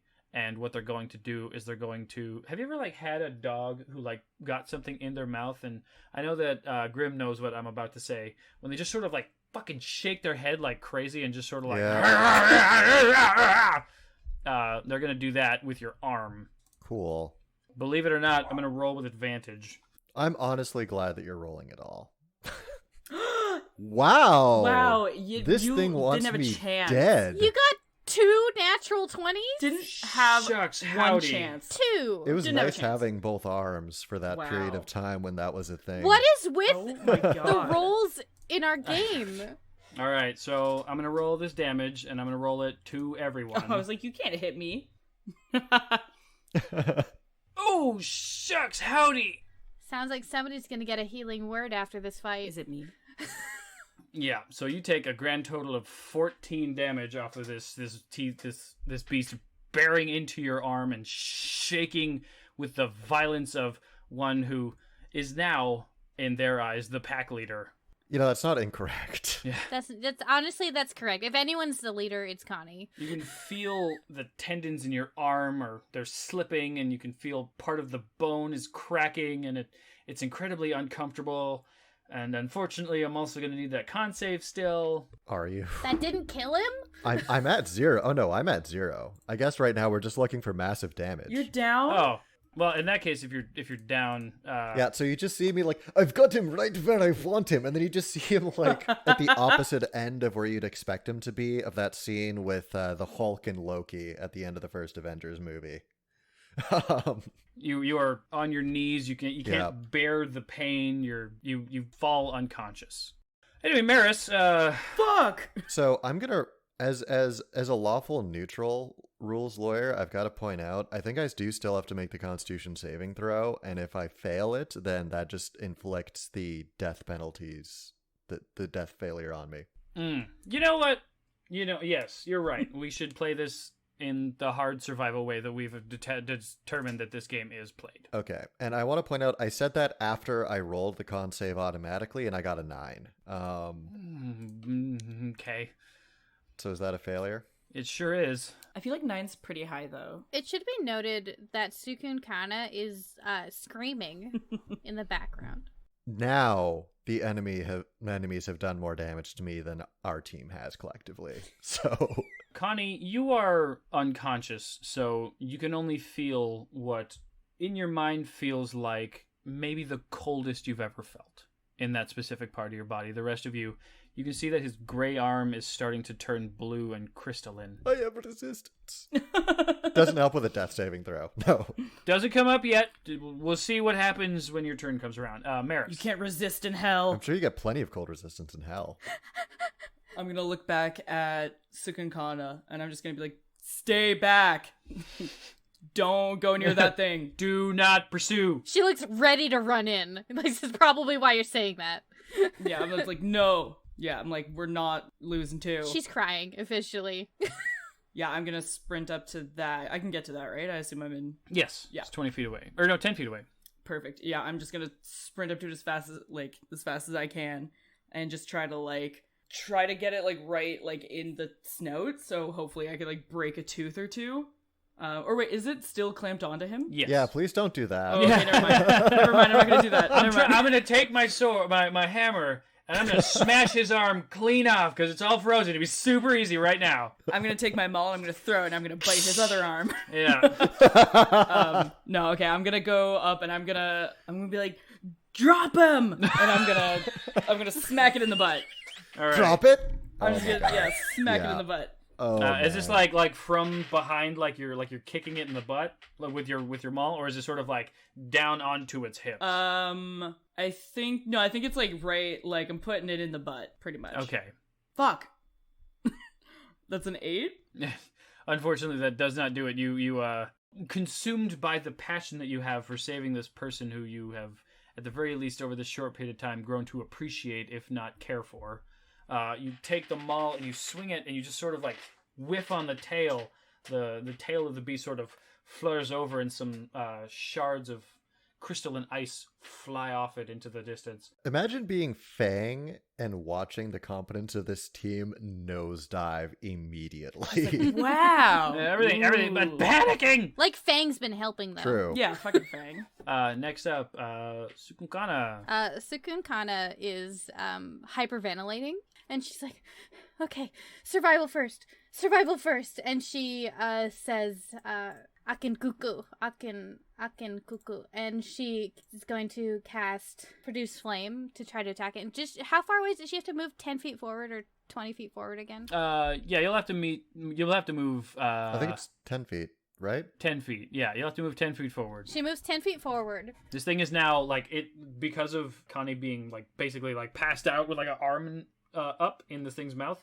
This thing is now taller than it. You get a pretty decent point of view on it. Yeah, she can feel the tears that she's crying, freezing to her face. And I'm going to use my point of inspiration to attack this guy. Yeah. Yeah, you have that. Okay, that's almost too bad. 'Cause I was going to say, if Connie died because Cukunkana got a nat 1 and hit him, and then on the next one, I failed my death saving throw, I would be sad that Condemned story did not get to complete, but I would laugh for the next solid week straight. Yeah. Yeah, that'd be so funny. Okay, I got a 15 and an 18, so plus 6 for the 18. That's 20. That's plenty. 18 plus math is fine. 18 plus math, yeah. I got a 5, so that's 10 damage. Okay.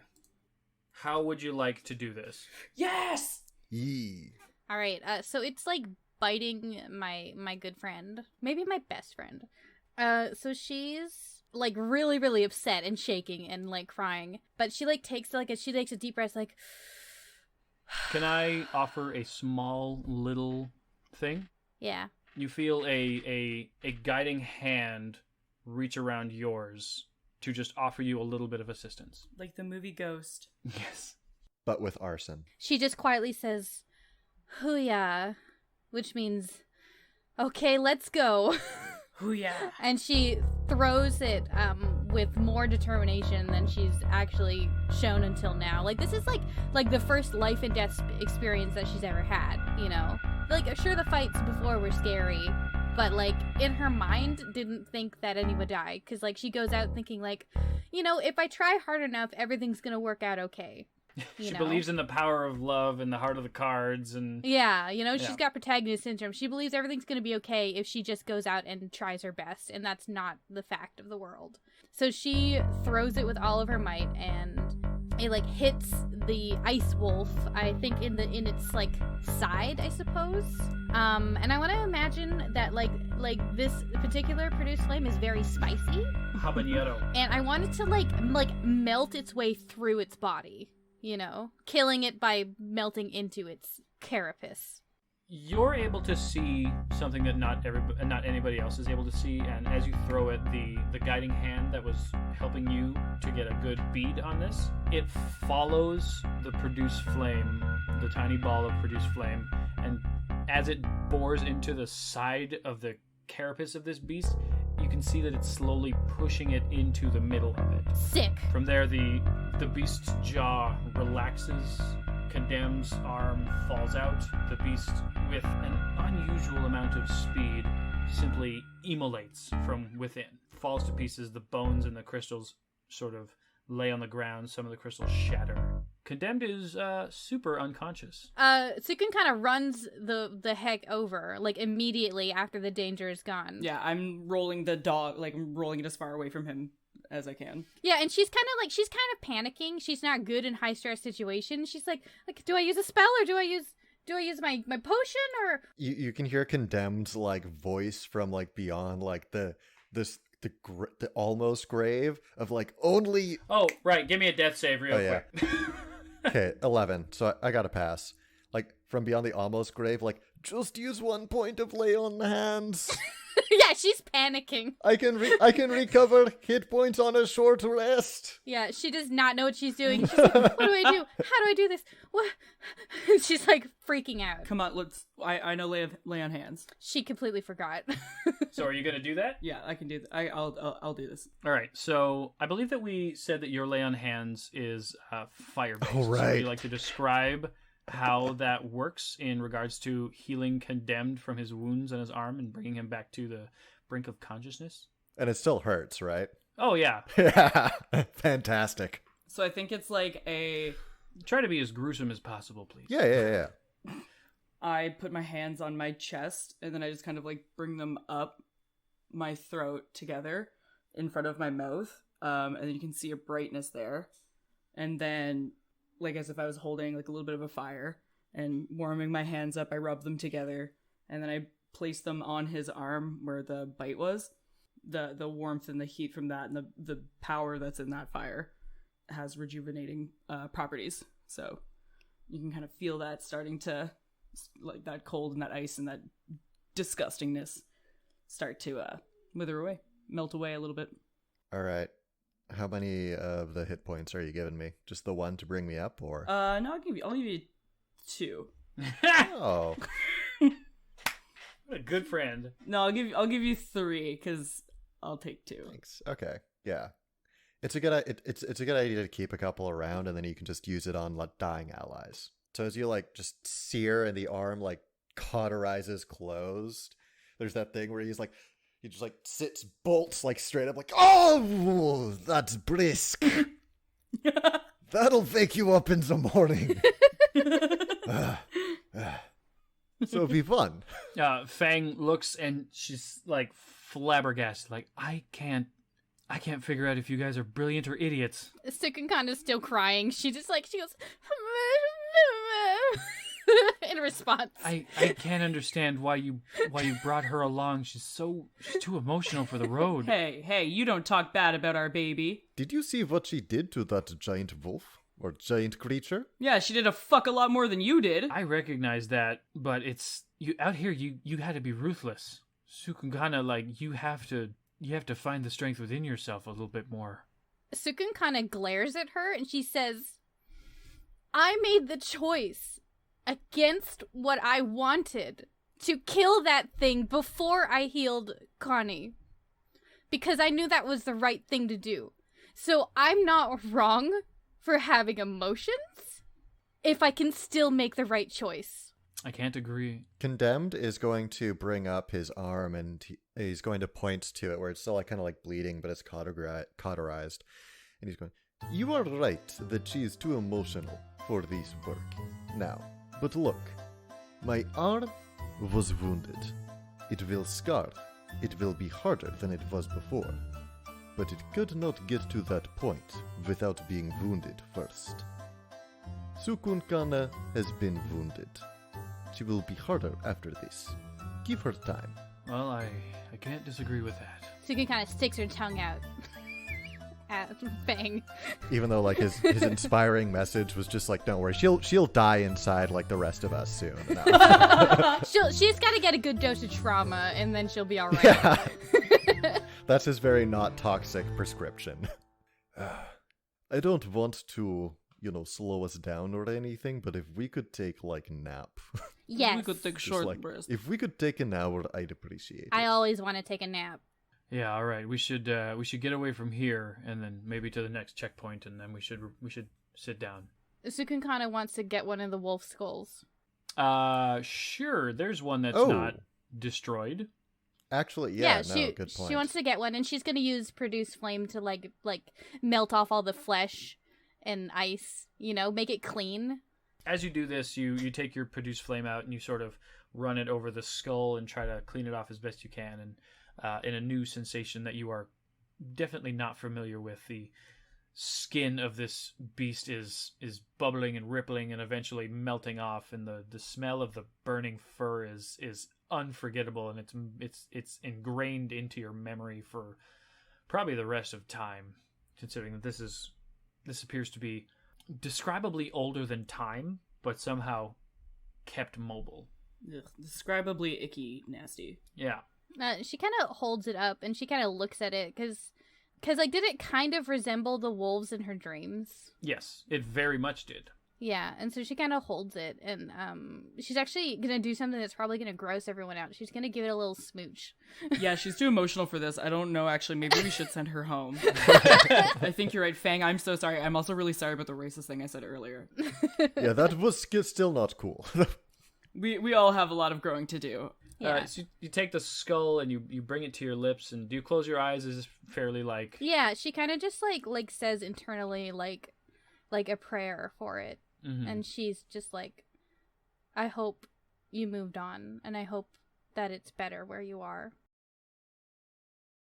Seeing this, Condemned is actually going to chide himself internally for thinking of like such weak things as like slowing down when there's clearly materials to be harvested. So he's gonna like very kind of like shakily like get to his feet and like stretch a bit to try it, mostly in vain, to like stretch out the fact that he just got his ass handed to him. Also, by the way, I'm just keeping track. Only one that took damage again? Yeah, I think so. Cool. But that's your job! I'm doing the tank job, man. Hell yeah. Yeah, I just took damage from the pit. No, you took damage from metagaming. No, you didn't take damage from the pit. You took damage from the dad joke. Oh, fuck. Stupid idiot. I'm my own worst enemy. Yeah. Condemned would like to take out his hunting knife and his bonesmith tools, which I imagine also includes some harvesting stuff. Yes. And he would like to try and harvest as much usable bone as he can, and if that's too much for him to carry, just to get the highest quality stuff. Like the bone, and I imagine the flesh and hide would be basically useless. How many diamonds have these wolves eaten? They are not diamonds. They are ice cream. A whole chest popped out. Oh, is there any that look any fun and interesting to me? Yes, there's certainly some that are unfamiliar but seemingly usable to you. You're able to get a few crystals that you might be able to use in your alchemy later. Connie, you're able to get some relatively good femur bones, and you're able to get some teeth as well. All right. I'll do some femur bones and teeth. So Fang, looking to Cukunkana while the rest of these other two, loot these bodies, says, you should mark where we found these, and then we should get the fuck out of here. She quietly takes out her cartography stuff and she writes it down on her map. And she also I think she probably also has a journal, like how young teenagers have journals that they use to journal in, like her bullet journal. And she writes in this event, and she's writes in a question mark, Kakin? Wolves? Why are there undead wolves in the tundra? Kind of like one of those things that she wants to come back to think about. And she's absolutely keeping the skull. She very gently puts it into her pack. How much do these how much do these bones weigh, roughly? Collectively, the bones that you got, probably about 35 pounds. Fuck yeah. They're very dense. I would imagine. Yeah, especially if you're only looking for the good ones. Yeah. So Cukunkana, you've got to take your mask off to kiss the wolf skull, right? Which has been up. So when you were in the tent, it was completely dark, right? And you put your mask on and everything before you came out of it. And so this is the first time that Condemned has actually seen Cukunkana's face. And so as he's over the body and he's looking up, and he's kind of looking up at Cukunkana as she pulls the mask down. Cukunkana is probably too busy for this, but Meris, and I guess also Fang, if we care about her, which we don't. But Meris would have noticed, he'd just stop, he'd go stock still, and he'd have this kind of 1,000-yard stare as he's looking at her face. And then he'd kind of shake his head, and he'd go back to cutting up the bone, but he would be in a completely different state of mind, as something is deeply troubling him. Fang notices your 1,000-yard stare, and she asks, "What's the matter?" Don't worry about it.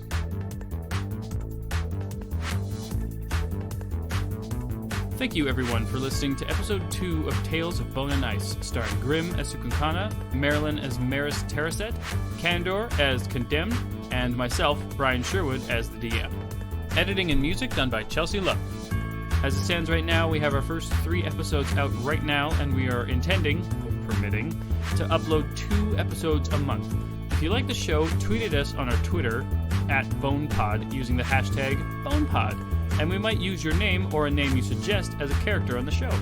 If you really liked it, share it with a friend and consider giving us a rating on iTunes or your preferred podcast app. Once again, I'm Brian Sherwood. Thanks again for listening, and remember to schedule regular vet appointments for your furry friend so that you can catch anything serious early and avoid expensive vet bills as best you can.